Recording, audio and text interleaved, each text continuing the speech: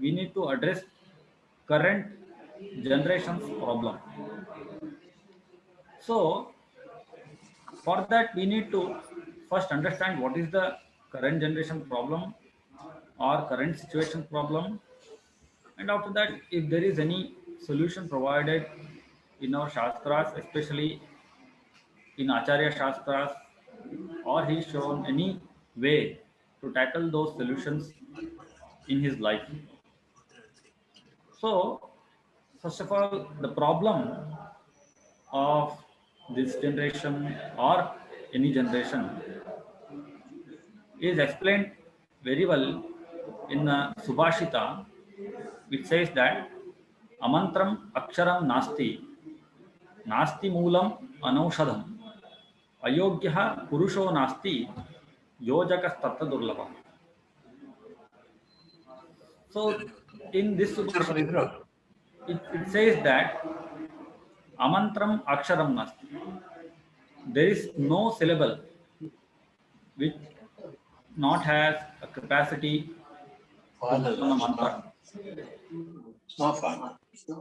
So a syllable can become mantra. So every syllable has a capacity and it has a potential to become a mantra. And Nasti Moolam Anaushadham. So there is no one plant which doesn't includes medicinal proponents. So every plant which is on earth can be used for medicinal purposes. So, and again, Ayogya Purushonas. So there are no incompetent or incapable people. So what is the gap between these things? So rare is the person who employs a syllable into mantra or converts syllable into mantra, or rare is the person who employs a plant, converts that plant into a medicine, and the rare is the person who can deliver or who can inspire a person and tell him to do or inspire him to do such phenomenal work. So there is no incapable person. The rarest thing is that there are no people or there is no person who can employ these things with each other.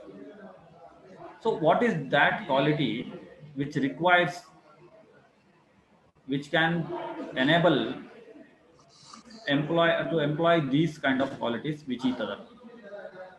So that itself is a leadership quality. So if a person wants to become a leader, if he will be a leader, then he must know that there are possibilities in every aspects. Just time of the work is that he needs to enable or he needs to employ those different things with each other. So he needs to find a purpose to man. He needs to find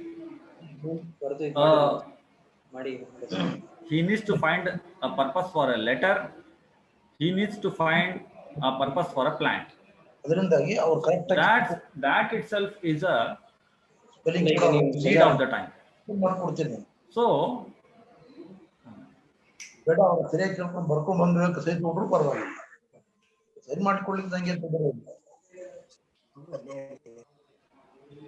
so there is some disturbance. Pardon me. Mute ಮಾಡಿ ಎಲ್ಲರೂ mute ಮಾಡಿಲ್ಲ. Mute ಮಾಡಿ, ಎಲ್ಲರೂ mute ಆಗಿಲ್ಲ. ಯಾರ್ದು mute ಆಗಿಲ್ಲ, ಯಾರ್ದು mute ಆಗಿಲ್ಲ. Sorry for that. So this leadership quality is important. So what is the observation about leadership quality? Can we have any solution for this from our Acharya's lens? Of course, we can have, because Trivikramaditacharyaru has praised Madhvacharyaru as Adhyatma Jnananeta. It means that he is a spiritual leader. So, if he is a spiritual leader, not only he is spiritual leader, he is a leader for, and he has shown the paths to this general life also, and he is the leader of this mundane world also. So he has shown how to gain a leadership quality in this mundane world also. So that need to be observed, that need to be understood, and that need to be conveyed to the society, and that will make an impact. So what are the leadership qualities are we talking about? Is there any mention of leadership quality in the life of Acharya or in his works of Acharya? So let us begin with first quality. So the first quality of a leader is that he should lead from a front. A leader always should lead from a front. He cannot be sit behind from everyone, and he should tell his disciples or his followers to go ahead. It's not the leader way. I request everyone to be on mute. So it's not the way, Dwarkanathji, I request you to be on mute. So it's not the perfect way to be a leader. So what is the leadership quality? It is the quality of a person who can lead his followers from the front. So there is a story, there is an incident which says that, which occurs, which is described in the 10th canto of Sri Madhva Vijaya. Acharyaru was traveling to Badri, and his route, he was traveling to Badri. He crossed many villages. He crossed many rivers, and he arrived at a shore of Ganga. There, there was a situation in that shore, and the king of that place had decided to ban the river route. If you cross the river, then only you can go to the Badri. Acharya once wanted to go to the Badri, but he stuck there because the king refuted or banned the sea route because of the fear of enemy attack. So Acharya stuck there, but Acharya wanted to go to Badri with that route, via that route. He decided that he will not stay there, he will move on. But many people, there are villagers who actually uh, advised Acharya not to go through that route, and advise and try to fear him by telling the uh, consequences of the action which he wants to take at the time, and everyone advised him to not to cross the river, but he did not take that advice. He did not got fearful, and he decided to cross that river. But when the incident was happening, many disciples were there, and he did not say to disciples to cross that river. Instead of that, he took that responsibility, and he first went into the river, and by swimming, he went ahead. And he said to his disciples that don't fear, just follow me, and each one of you can hold your hands, and you can follow me. I will take you through this route. So, if any other leader or any such person who is very fearful, he may have told that no, no, just first you go and you check that route, and if it feels good, I will come. So this is not a true lead. This is not what a true leader does. Actually, he should be leading from front. That is what Acharya did, and Acharya shown to the world that a leader must lead from a front. So he actually led from a front. He crossed the river, and he did not took any advice. So he did actually he took a risky decision. So there will be a time in a general life or in a or especially in a leader's life where he forced to be take uh, a decision which is very risky. So if he is convinced with his, or if he believes his decision very much, he should take that risky decision. Because if he doesn't take that risky decision, there is no uh, further work will be done, because the risky decision sometimes will pay out for you very much largely. So that risky decision uh, must be took in the leader's life. There are occasionally the leader will have these kind of situations. So belief in the decision is important. So Acharya believed in his decision, and Acharya led from a front. But when you take a risky decision, you should lead from a front. If you take, if I say, if I know, if someone announces the battle, it is a risky decision, but he is not leading from front, he is leading from back. He is not taking any major decision. He is giving up that decision to take someone else, and end of the day, if it fails, he will blame him. If it results better, he will take the credit. That is not a true leader does. True leaders always inspires people to do work, because he will take the decision. I remember incident where our prime minister, on the occasion of the Mars project. So there are some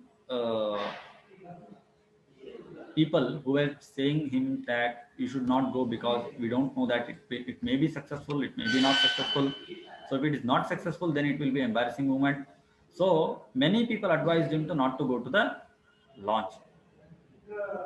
But he took that decision, and he said that if failures comes, that will be on me. If success comes, that will be on scientists. So there are many incidents we can remember from today's generation's leaders also. And Acharya showed that way back in 20th, 13th century, and explained what a real leader does. And when he started crossing river, he encountered many soldiers of enemy leader, enemy king. So there he did not fight with them, even though it is very easy way, possible way for his caliber. His caliber, as you know, he is a avatar of Vayu, and he has immense power. So he could have fought with them, and easily he could have crossed the river, and he could have went to Badri, gone to Badri.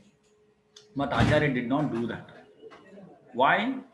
Because he can fight, yes, of course. But what if only disciples are coming? What if other people are coming? So the common people cannot fight with the soldiers, or not only soldiers. There was an army. So common people cannot fight with army. So in that situation, what should leader do? What should leader do? He tried to negotiate. He tried to convey his message. We should end in the result where there is no casualties of his disciples or casualties of his followers. So what Acharya did, Acharya explained to that soldiers that we are very few people. So how can we become threat to you? And of course we are there coming to see your king himself. So what is the threat from us to you? So there is no need to jump into the river and try to quarrel with us. So please stay wherever you are there. So Acharya, by this logic, convinced the army, and army got convinced. So they did not jump into the river. They stayed there, and after they crossed the river, they took him into they took them to the king. Their king with King Acharya talked, and after that he went to the Badri. So these two incidents, which are described in the 10th canto of Madhva Vijaya, explains us the real true qualities of leadership. So we should observe what is the real leadership qualities, and while taking decision, a leader always remember that when he takes the risky decision, he should always assess the decision on the basis of its worthiness. Is it very important, or it is worth risky taking decision, or it is not worth risky taking decision? So leader should evaluate, assess the decision, and then only he should move, because there are many followers who are following him and believing him and his decision. So this is the very big responsibility of leader. And Acharya, in the in the that such incident, in that incident, particular incident, shown the two ways. And one, in that he took a risky decision, and second term he did not take that risky decision, and he convinced the other party and move ahead. So this is one quality we can observe, is that taking risk, and of course other is leading from front. So what is the second point, or second quality we can expect from a leader? So the second point is that devotion and love. So what is devotion and love? Devotion and fear. So leader should earn both these qualities from his fear followers. Followers must be devout to leader, and also they fear of him. So there is a one uh, Taittiriya mantra which says Bhishasmad Vatah Pavate Bhishodeti Suryaha Bhishadindraschagnischa. So commenting on that particular verse, Acharya says that Bhita Swakarma Kurvanti Vishnu Prityartha Manjasa.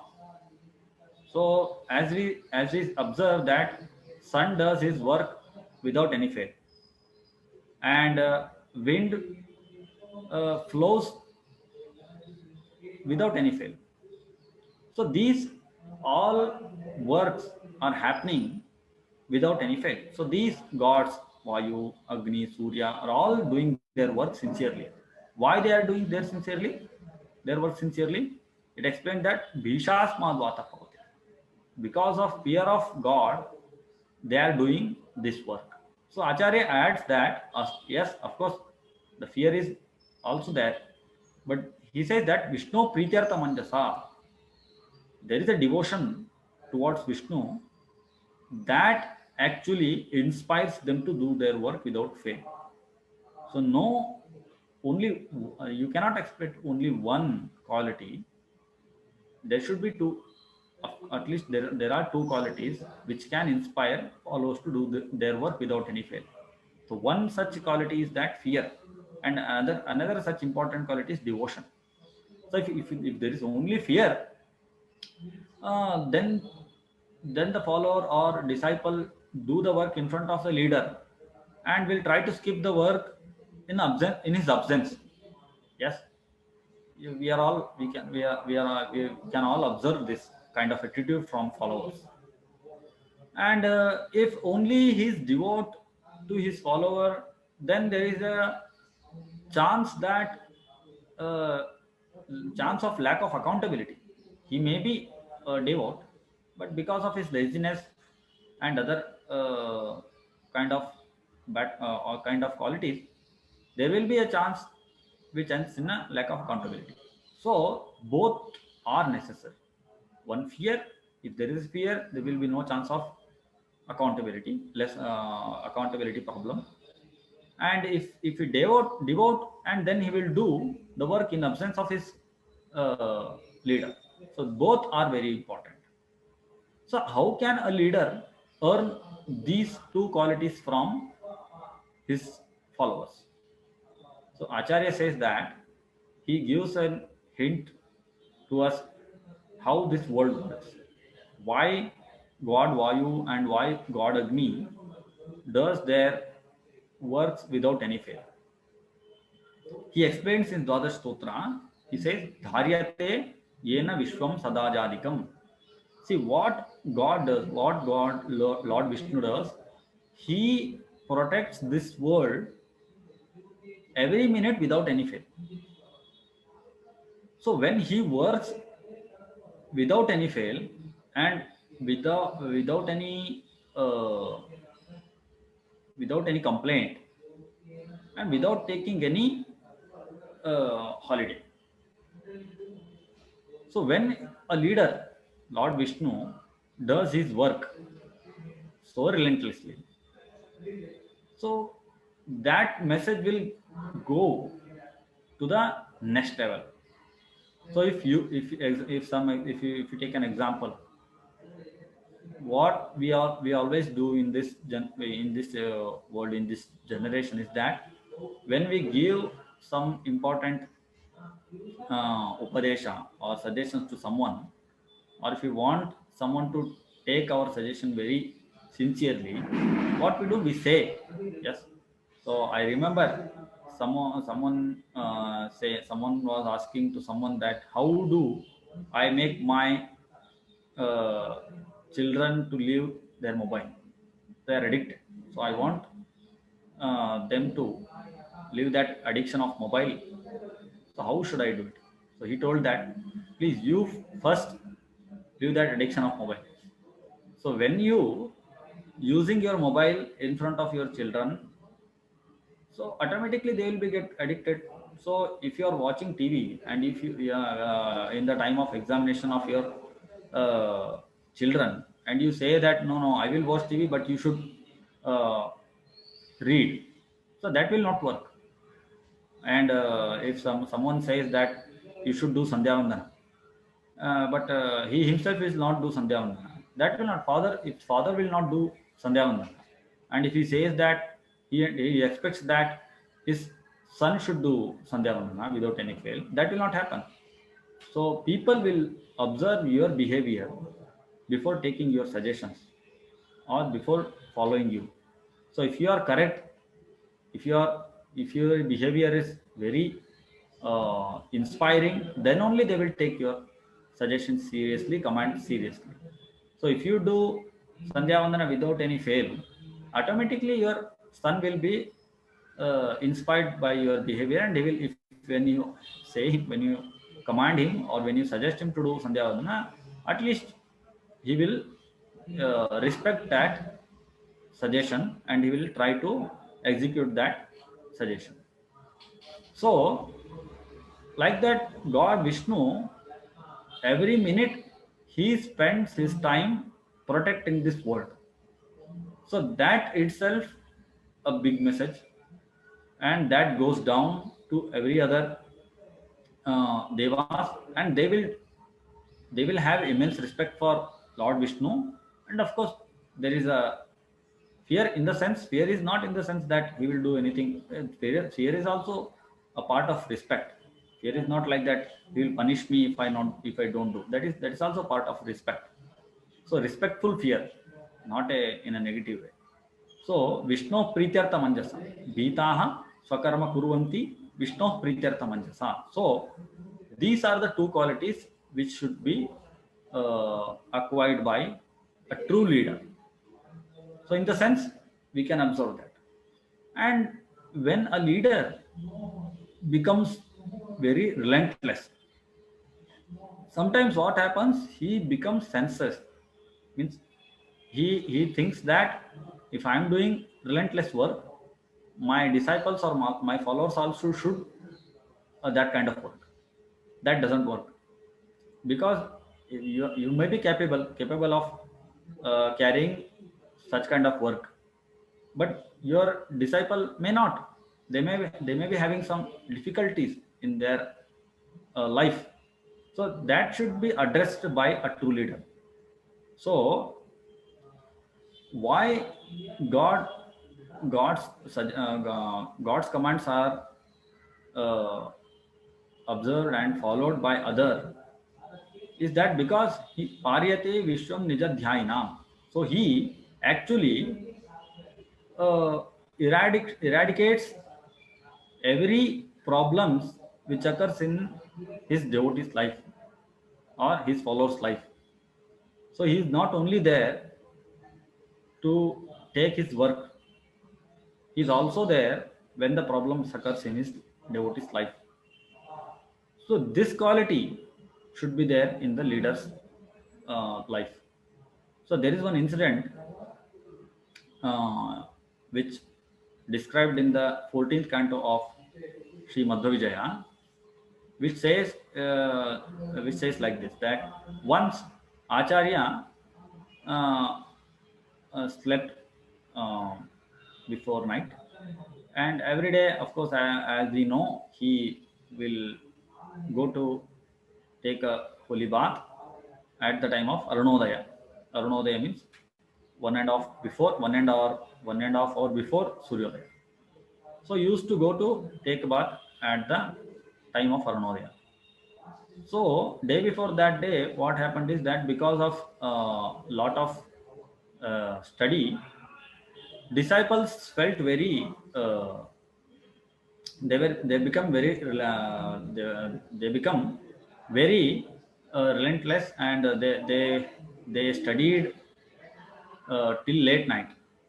And because of that, a disciple who actually carries his other stuff, bath stuff, he failed to wake up early. So what Acharya did? Acharya did not disturb him. Acharya took whatever needed for him, and he left that place, and he took holy dip in the river. And while coming back, they were disciples were all shivering. So what would Acharya will say to us? Because Acharya was a great personality. To be a part of his group is itself is a great respect for them. And after getting that kind of a respect and that kind of a fortune, if you fail to do some job, that will create a sense of guiltiness in your mind. So those followers, the one disciple who needs to do this thing felt very bad, and also he got very fearful. He was shivering, and he was expecting some scolding from Acharya, but Acharya did not scold. No, he took it very easily, and uh, he did not come. He did not scold. He did not tell anything to that disciple. So this shows that Acharya did observe that this disciple, of course, will not do this kind of behavior every time. So it is one time kind of fault.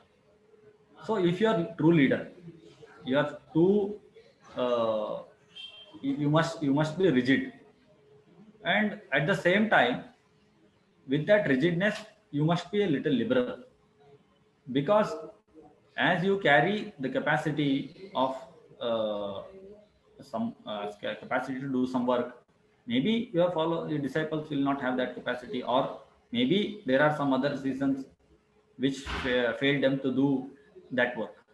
So this shows that leader always must be rigid in his behavior, of course, but he also be liberal at the time when it expects. So this 14 cantos uh, incident will explain you the true leadership quality of Acharya. So this is about leadership, as we saw two important points.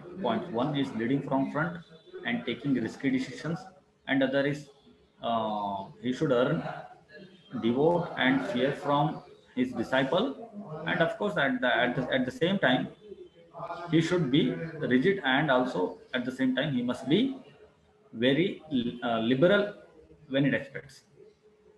So this kind of one such quality can be found in our Guruji Sri Vishweshwar Tirtha Swamiji.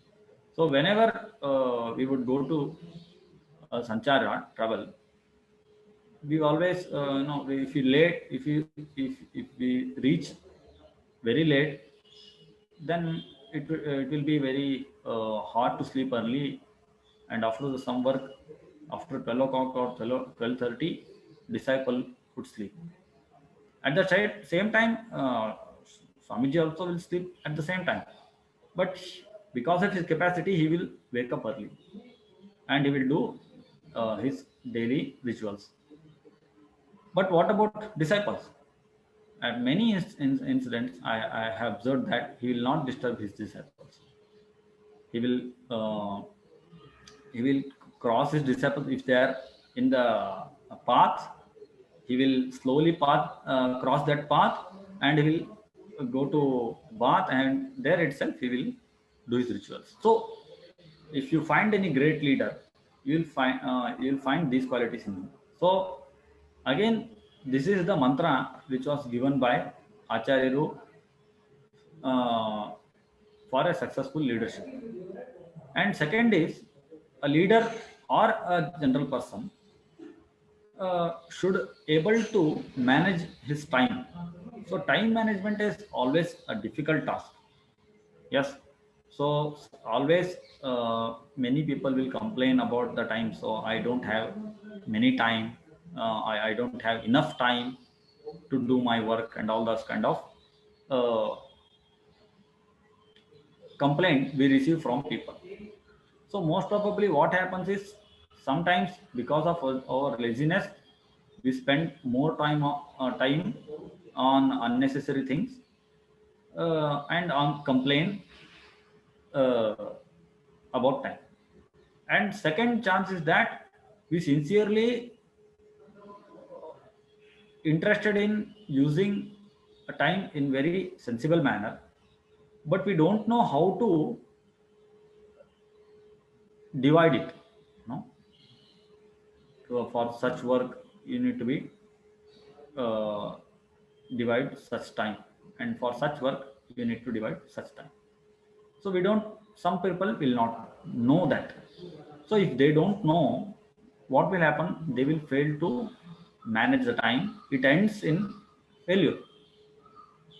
For that, if we can have any solutions from Acharya's work and Acharya's life, yes, of course we can have a solution.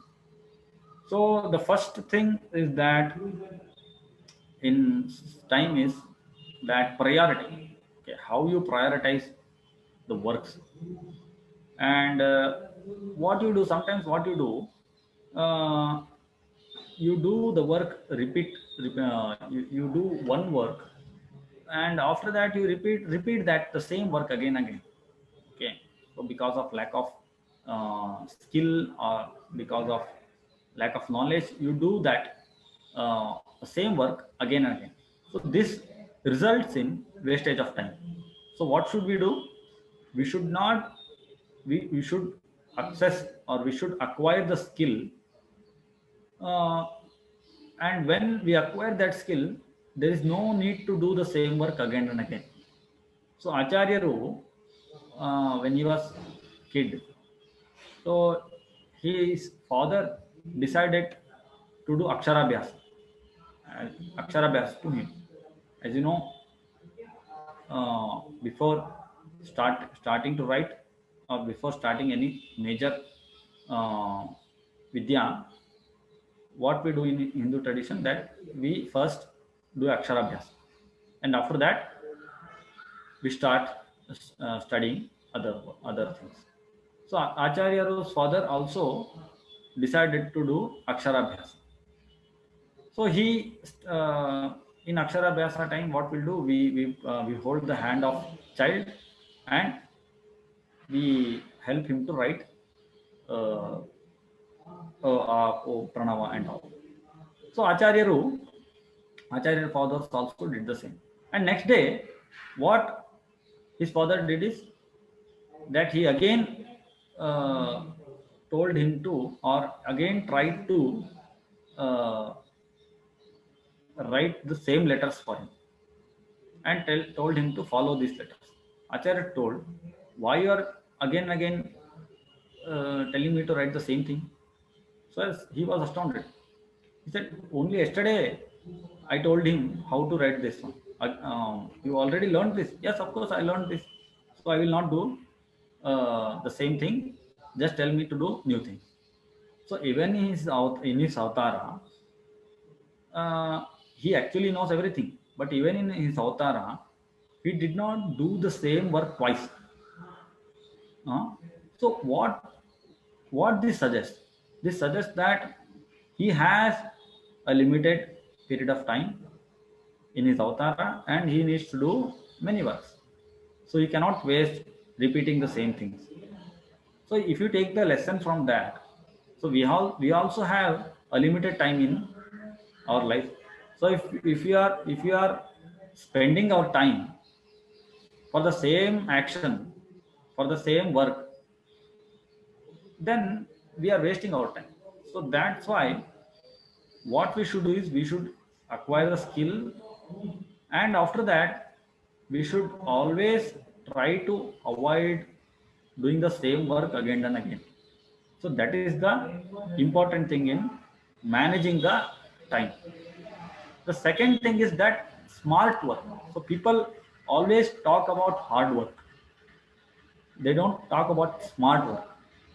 Hard work, uh, in my opinion, hard work is not a quality, uh, because there is one saying in English: if hard work is secret to success, then donkey would be the king of jungle. Yes, donkey does hard work. If hard work is the key to the success, then donkey would be the king of jungle. So hard work is not success. Smart work is success. So when you do smart work, you are doing that work smartly, and you are spending less time which was dedicated to that work. So smart work is the key.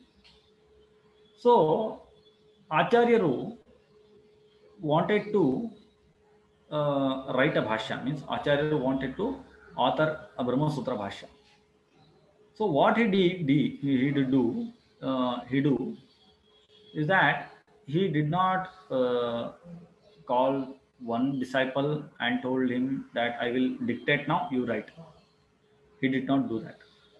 So what he did, he called four disciples. There are four adhyayas in Brahma Sutra. Yes, as all you know, there are four adhyayas. Samanvaya adhyaya and of course sadhana adhyaya, and all four adhyayas there. So he called four disciples and he told them, I will simultaneously dictate four adhyayas to each one of you. You write. So Chaturas Shishyan Leelaya Lekhayat Kalu. So Samanvaya Adhyaya to one disciple, and second Adhyaya, Sadhana Adhyaya and Phaladhyaya. So like this, four disciples are writing four different adhyayas simultaneously, and Acharya simultaneously dictating four adhyayas to each one of them. So this is the, even for Leela, he did not do the that work. So it is a smart work. When you can do a work smartly, so you should do that instead of doing in a very hard method. You could have called one person, you could have called another person, another disciple, but that will take many time, much time of his uh, life. So To avoid that scenario, what Acharya did, Acharya called 4 disciples at a time and dictated them at a time. So this is one incident. And second incident is when he was traveling to Kashi, there the disciples from the Kashi, they invited him, uh, and they told him, you need to take uh, bhiksha from our house.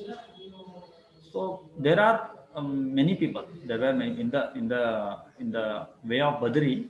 Disciples asked him to take bhiksha from his house, their house. So there are 4 or 5 people, and Acharya did not wanted to spend more 4 or 5 days there. So what Acharya did, Acharya actually called every disciple and said that bring whatever you prepared for me, and I will take everyone's bhiksha. So instead of wasting 4 days, what he did, what he does, he does, he calls everyone. He says that I will take everyone's bhiksha, and told them to bring all bhikshas at the same place, and he easily he took all those bhikshas. That is, of course, the capacity and caliber of Acharya. What this suggests? This suggests that you should always combine the work. Okay, that will save you much time. So what we do sometimes, we goes to some work. We always go to some work, and we do that work, and we'll come back, and after that we remember, oh, we I need to do another work also. So we again go to do another work when we come back to house, and again this goes on. So instead of that, what we can do is we can combine the works, and instead of going again or doing again and again, we can combine those works, and we can do simultaneously, or we can go for some work. While doing that work in the path, if you find in the path, if you want to do another work, we should do that also. So sometimes what happens, if you want to bring the milk, you go for the you go to bring the milk, and after that you remember that, oh, I need to bring the vegetables also, and again you go to the bring the vegetables. So this will what happens, if you don't combine the works. Okay, if there are similar works, you should combine that. If there are very different works, you should try to do it in a separate way. So that, the essence of what we say, managing the time. So this actually can be learned from Acharya's work and Acharya's life. And of course Acharya in his works, that the karma siddhanta was always degraded as a very it's not a very enthusiastic way to explain the karma siddhanta. There is no enthusiastic way to explain the karma siddhanta. And whenever some people explain the karma siddhanta, they always say that it's not a progressive, it's not a very progressive thought, uh, because it uh, inspires you to do nothing. It inspires you to not to take responsibility for yourself, because when you say, oh, whatever karma, that will happen. So if you say like this, then there is a sense of irresponsibility from your side. So hearing all these things, they believe that karma siddhanta is like this, and they say that it's regressive and all those things. But Acharya says that महानुभाव वर्जिता हरेर अनुग्रहोज्जिता महाप्रयत्न वर्जिता जनान जगमुरुन्नति. So if he clearly states that if you don't do your effort, you will not able to find out, you will not able to get the fruit. So to get the fruit, one aspect is your effort, your prayatna. That is also not such kind of prayatna, very easy prayatna. He says maha prayatna, very hard work, very hard effort you must do to get your fruit. And after that, as I said you that there is a present challenges about stress and all those things. So there is uh, sense of solution in this karma siddhanta, which says that if you do the effort, if you do the sincere effort, even after, if you don't get the fruit, then you should say that it's because of not having hari anugrah. Okay, so without doing effort, if you are blaming or if you are giving a reason that lack of hari anugrah and all such things, it's not a good way to lead your life. So uh, you should give a good effort. And after that, sometimes what happen, whenever we do a good effort, if you don't get fruit according to our effort, we will be, there's a chance of we will be getting into stress. So to avoid that, what should we can do is that, yes, of course I did my part. I did very hard work. If I don't get any similar kind of fruit, that because it's not in the mind of hari. That is the way to console yourself, and it's a true. And of course that's a true, that is the real essence of karma siddhanta. And of course it will console you, and it will make a balance. Okay, so whatever, that's why attachment to the work is needed with the detachment. So that's why whenever the children, whenever we wear a new ornament or new dress, we always used to uh, we will not directly use that ornament or dress directly. The our senior people in our house will tell you that, no, show to god. In show to god, what means the show to god? It means that because of his anugraha we got this. And if that object or that ornament or that cloth, if that get lost or it will spoiled, so at that time we need to thank the go, okay, the this time I had an anugraha to use this uh, ornament or use this cloth. Now on, there is no yogyata or anugrah or karma for me to use this cloth. So in that sense, there is a non-detachment theory which can be observed from karma siddhanta. So there are many interesting theories which are very relatable to this mundane world also. So we need to observe the problems, and we should go to the works of Acharya, life of Acharya, and with that lens, if we see that problem, we will find a solution. And I try to put those solutions and those challenging in front of you. And whatever I did, I cannot claim that I successfully uh, did this job, but I can say you that whatever I did, whatever I have potential, I delivered today. And all this because of my guru Param Pujya Shri Vishweshatirtha Swamiji. So with these words, I will end the lecture, and if there are any questions, you can ask directly or you can put through the chat.